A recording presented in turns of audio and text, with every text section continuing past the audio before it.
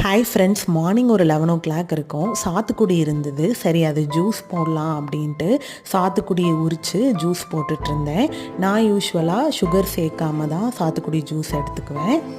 So அன்னைக்கு 11 அதான் எடுத்துக்கிட்டேன்.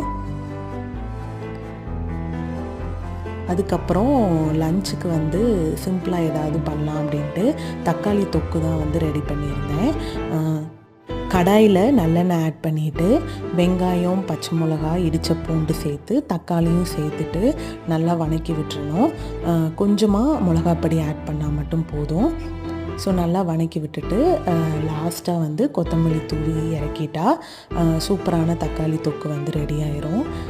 இது சாதத்து கூட சப்பாத்தி கூட எல்லாமே வச்சு சாப்பிட்லாம். நான் ஆஃப்டர்நூனுக்கு சாதத்து கூட தான் வச்சு எடுத்துக்கிட்டேன்.